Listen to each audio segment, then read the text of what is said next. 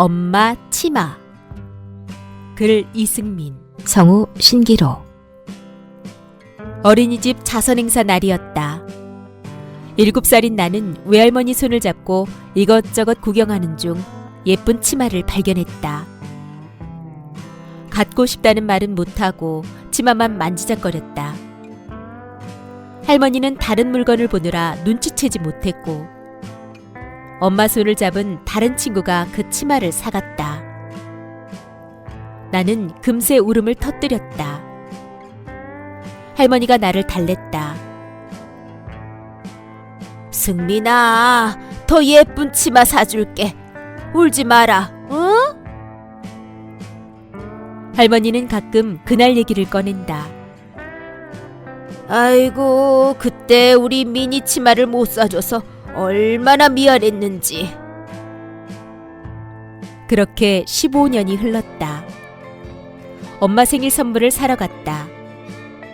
엄마는 당신도 처녀 땐 이런 옷이 잘 어울렸다며 청치마 하나를 집어들고 거울을 요리조리 보더니 탐탁지 않은 표정으로 내려놓았다. 그런 식으로 몇 벌을 구경하고 나서야 겨우 하나를 골랐다. 집에 돌아와 엄마가 말했다. 미나, 너 어릴 때 치마 못 사서 온 거 생각나? 나는 엄마, 그 얘기 100번 채우겠다. 하며 멋쩍게 웃었지만 엄마가 새로 산 옷을 넣으려 옷장을 연 순간 더는 웃을 수 없었다. 엄마의 옷장이 텅 비어 있었기 때문이다. 사실 난 치마를 못 사서 온 게 아니었다. 친구가 잡고 있는 엄마 손이 부럽고 섭섭하고 서러워서였다. 우리 엄마도 같이 왔으면 좋았을 텐데. 엄마는 왜 행사 때마다 안 오시지? 엄마한테 얘기하면 괜히 마음만 아플 것 같아 말하지 않았다. 근데 엄마의 옷장을 보고 나는 깨달았다. 나의 옷장이 채워질 동안 엄마의 옷장은 비어 있었다.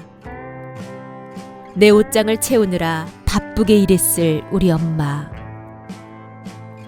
하나를 사기 위해 내려놓은 치마 몇 벌처럼 나를 위해 엄마가 내려놓은 것이 얼마나 많을까. 그에 비해 나는 너무 못난 청치마인 듯해 15년 전 그날처럼 눈물이 났다.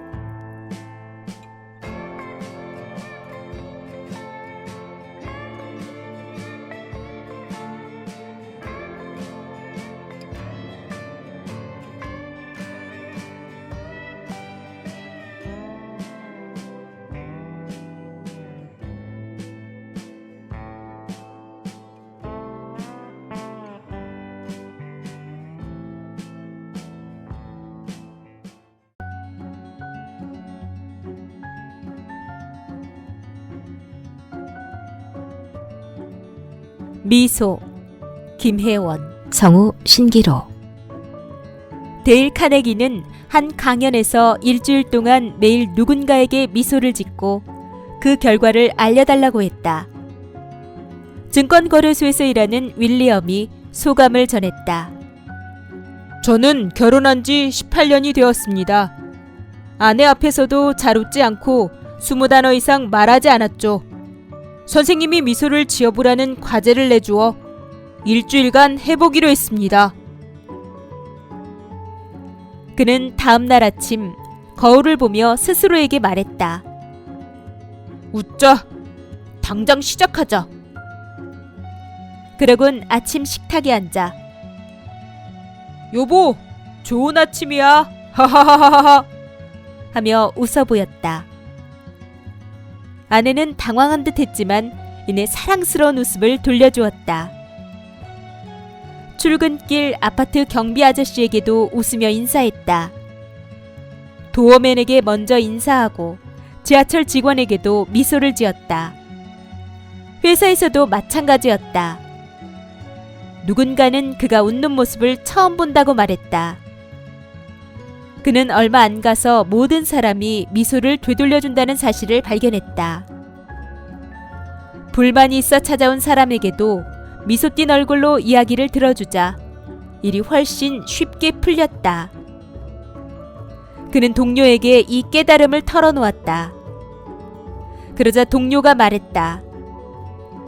사실 그를 불평꾼이라 생각했는데 자주 미소 지으니 보다 인간적으로 보인다는 것이다. 그는 덧붙였다. 이제 제가 원하는 걸 말하는 대신 다른 사람이 원하는 걸 알아내려고 노력합니다. 웃음이 제 삶을 바꿨어요.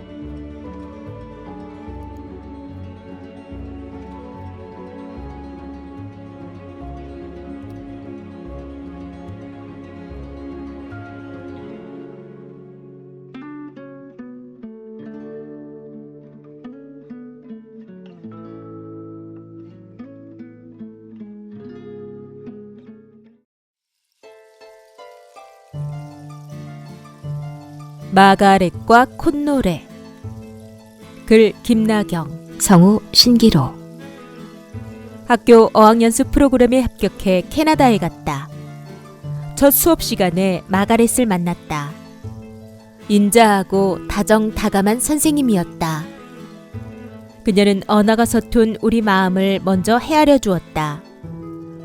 내가 영어 이름을 레베카라고 짓자 자신의 딸 이름과 같다며 바로 외웠노라 기뜸하기도 했다. 자연스럽게 그녀에게 의지했다. 어느 가을 아침이었다. 햇살도 좋고 캐나다 생활에도 적응한 터라 몸과 마음이 편안했다. 마가렛은 칠판에 그날 배울 내용을 적고 있었다. 나는 어디선가 들려오는 콧노래에 맞춰 고개를 끄덕였다. 그때 마가렛이 돌아보며 누가 콧노래를 부르느냐고 물었다. 노랫소리가 뚝 끊기고 침묵이 이어졌다. 수업 중 콧노래를 흥얼거리는 건 무례한 행동이겠거니 싶었다. 한데 마가렛이 웃으며 말했다. 여러분이 콧노래로 행복하다고 알려주니 기쁘다고. 마가렛은 자신의 딸도 자주 콧노래를 흥얼거린다고 했다. 그녀에게 콧노래는 딸의 기분을 확인하는 방법이었다. 그런데 몇 년 전 딸의 남자친구가 사고로 세상을 떠난 후 한동안 노랫소리를 들을 수 없었다고 했다. 갑작스런 고백에 어쩔 줄 몰라 하자 마가렛이 다급히 말했다. It's okay. It's just life. 그녀는 힘주어 말했지만 목소리가 떨리고 눈시울도 붉어졌다. 다행히 몇 달이 지나 딸의 방에서는 다시 콧노래가 들려왔단다. 그녀는 얼마든지 노래를 불러도 좋다고 했다. 자주 웃고 크게 노래 부르며 기쁨을 느끼길 바란다고. 한국에 돌아온 뒤에도 종종 그날의 감동이 되살아난다.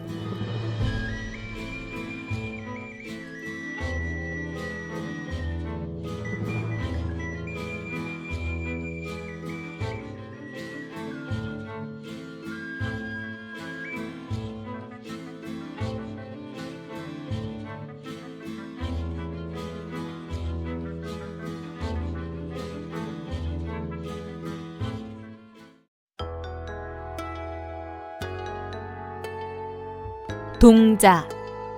글 김민주. 성우 신기로. 힘든 수험 생활을 거듭하며 몸과 마음이 지쳤을 때다. 친구가 선물이라며 회색빛 곰인형을 주었다. 푸근하게 생긴 외모에 동자라고 이름 지었다. 동자는 인기쟁이였다.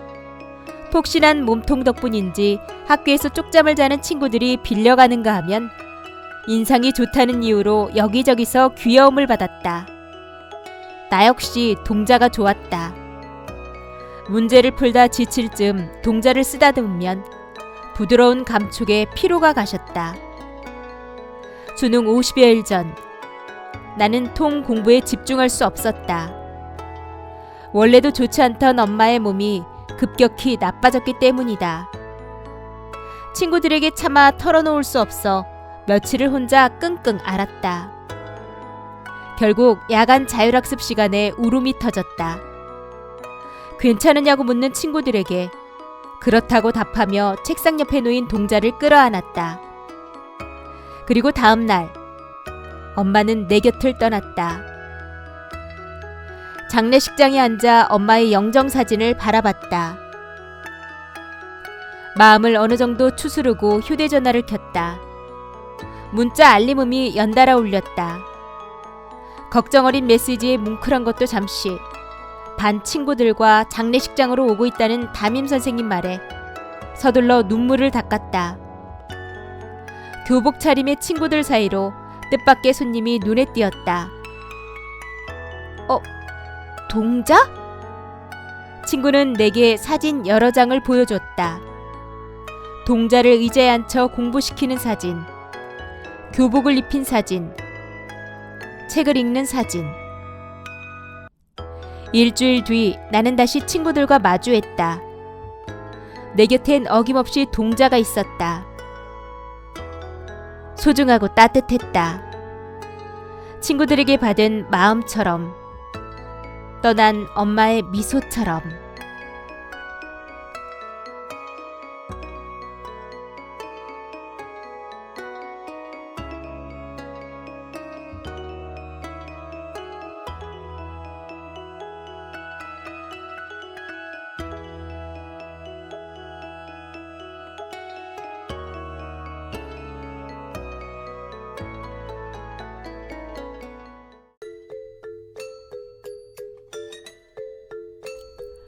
빛나는 것.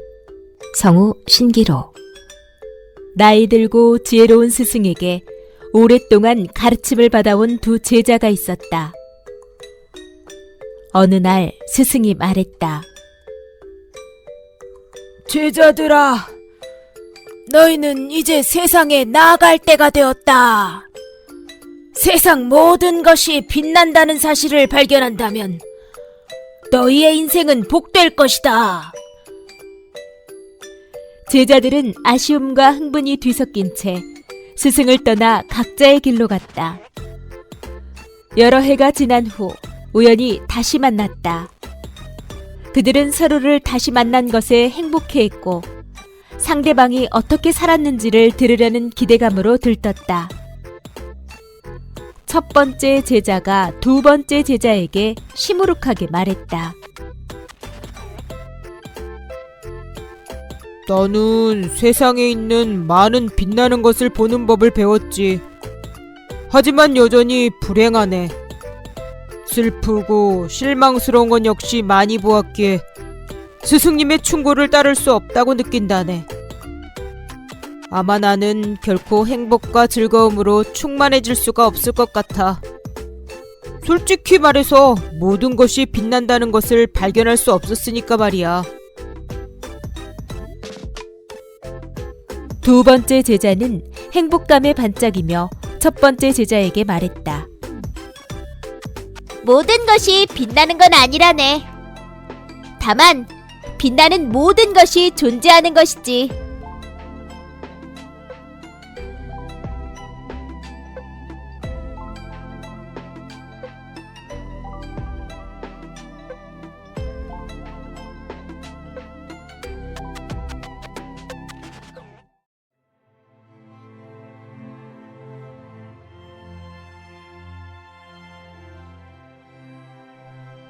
눈물로 다독다독. 글 정순옥. 성우 신기로. 언젠간 가겠지 푸르른 이 청춘. 지곶도 피는 꽃잎처럼. 산울림 노래 청춘의 잔잔한 어조와 멜로디를 듣노라면 마음이 편안해진다. 남편을 만나 사랑하고 결혼하고 아이 둘을 낳아 키웠다. 힘들고 어려운 시간도 참 많았다. 누가 건드리기라도 하면 덤벼들 기세로 나를 세우고 먹고 살려고 일하며 하루하루를 버텨냈다. 이제 다 자란 아이들은 내 손이 필요치 않았다. 그간 남편과 두 아이 뒷바라지하느라 나를 돌아볼 여유조차 없었다. 그런 시간을 갖고 싶었지만 막상 그렇게 되니 헛헛했다. 멍하니 밖을 바라보거나 늦은 밤 느닷없이 산책을 나가기도 했다. 시도 때도 없이 눈물이 왈칵 쏟아졌다. 세월이 덧없고 스스로가 초라하게 느껴졌다. 앞으로의 삶도 막막하기만 했다. 내 모습에 당황한 아이들은 콧소리를 내며 달라붙고 남편도 나를 달래주었지만 그때뿐이었다. 하루에도 수백 번씩 청춘을 들으며 나 자신을 토닥였다. 내 젊음과 청춘이 그리웠다. 그 시절을 함께한 사람들이 지금은 곁에 없다는 사실에 쓸쓸했다. 언젠가부터는 눈물 대신 덤덤함이 자리 잡았다. 남편과 아이들이 함께한다는 사실만으로도 행복하다는 것을 알았다. 청춘은 같지만 그때의 푸르름은 가슴속에 남아있다는 것. 흐르는 세월을 되돌릴 수 없는 만큼 지금 내게 주어진 시간을 소중히 여겨야 한다는 사실도. 이제는 마음의 여유가 생겨 낮은 목소리로 노래를 따라 부른다. 각오 없는 날들을 잡으려 빈 손짓에 슬퍼지면 차라리 보내야지, 돌아서야지. 그렇게 세월은 가는 거야.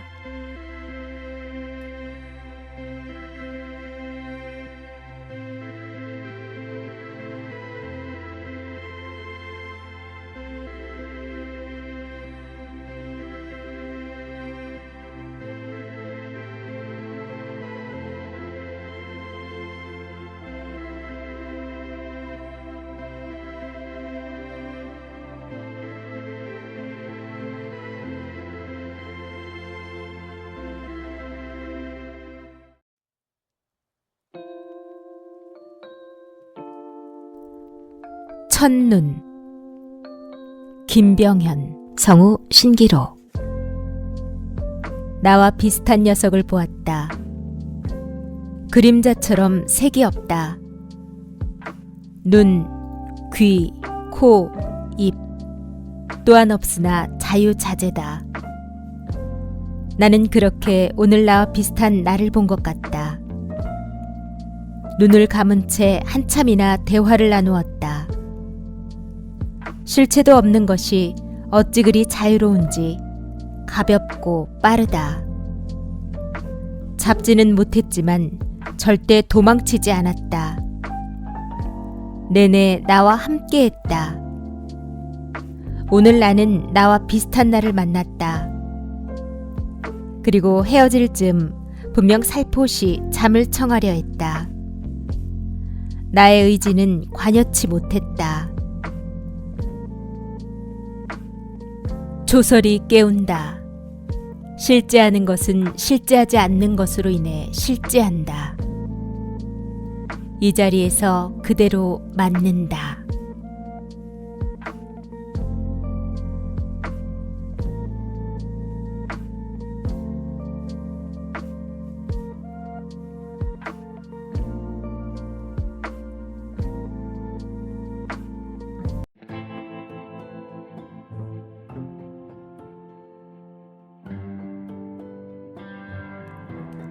촛불. 글 이민주. 성우 신기로. 어느덧 7년차 변호사가 되었다. 피해자 국선 변호인 활동을 함께한 지 5년이 넘었다. 하루는 센터에 전화가 걸려왔다. 도움이 필요한 친구가 있어요. 친아버지로부터 수년간 학대를 당한 아이였다. 처음에 나는 어떤 표정으로 아이를 대해야 할지 몰라 머릿속이 복잡했다. 하지만 아이는 우려와 달리 밝은 모습이었다. 나와 담담히 인사를 나누고 담당 수사관에게 자신이 겪은 일을 하나씩 털어놓았다. 조사 후 나는 아이와 단둘이 마주했다. 그동안 고생 많았지? 누구에게도 말 못하고 혼자 무척 힘들었겠다. 아이의 표정에는 큰 변화가 없었다. 며칠 뒤 아이와 다시 만났다. 아이 눈빛을 보니 한층 긴장이 풀린 듯했다. 전 앞으로 어떻게 해야 하나요? 아이는 법률 조언이 아니라 인생 선배가 들려주는 삶에 힘이 될 만한 이야기를 기대하고 있었다.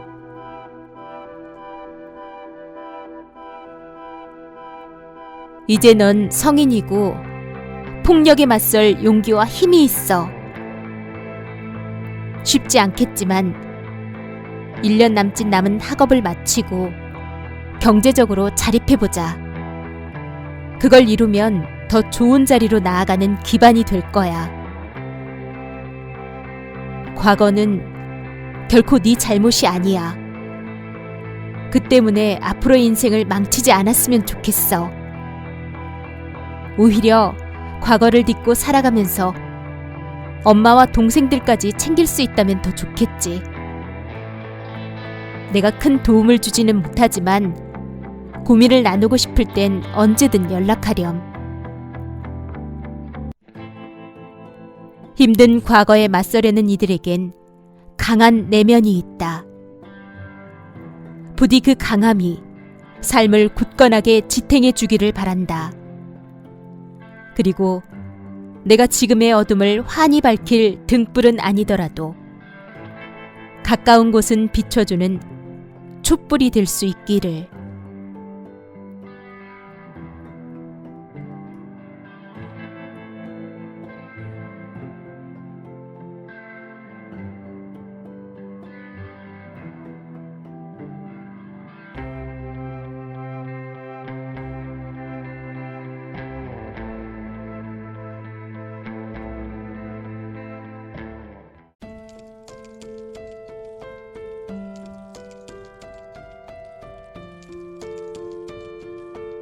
걷는 이유. 글 주선미. 성우 신기로. 아빠가 고혈압 당뇨와 함께한 세월이 20년도 넘었다. 스트레스를 받거나 피곤해지면 곧바로 위험 신호가 왔다. 어느 날 아빠가 만보기를 사왔다. 걷기만큼 좋은 운동이 없다며 아빠는 매일 걸었다. 미세먼지가 심한 날이나 한파가 몰아친 날에도 마찬가지였다. 결국 아빠는 몸져 누웠다. 난 아이들을 키우느라 곧장 보러 가지 못했다. 며칠 뒤 아이들과 친정에 가는데 버스 차창 너머로 아빠가 보였다. 추운 날씨에 걷고 있었다. 바람을 피하려 푹 숙인 고개, 왜소해진 몸. 내가 아는 아빠가 아니었다. 세월이 아빠에게서 많은 걸 앗아갔다. 왜 이 추운 날 걷느냐고 타박해도 아빠는 말했다. 오늘은 아침부터 2만 보나 걸었다. 잠시 후 아빠는 우리를 데리고 마트로 갔다. 곧 크리스마스인데 손주들 털 부추는 사줘야지. 아이들에게 4, 5만 원씩이나 하는 신발을 사주곤 흐뭇한 미소를 지었다.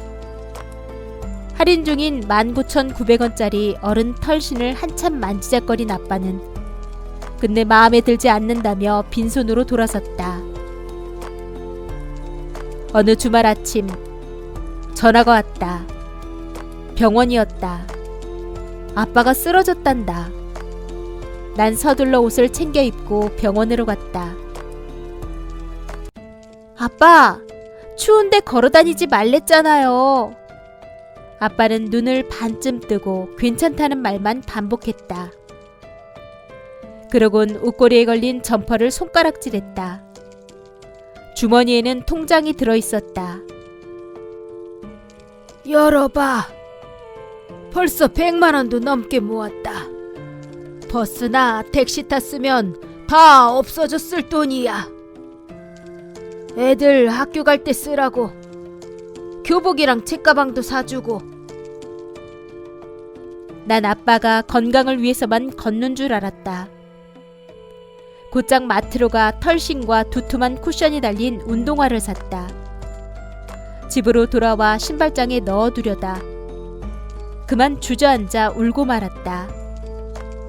아빠 신발장은 거의 비어 있었다. 그나마 있는 건 다른 신발들.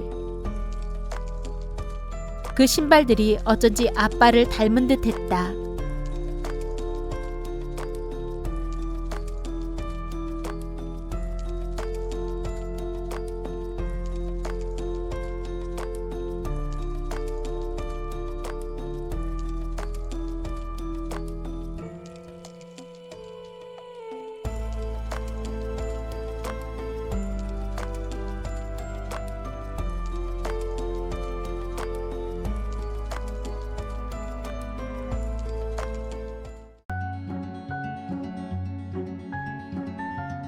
그 사람.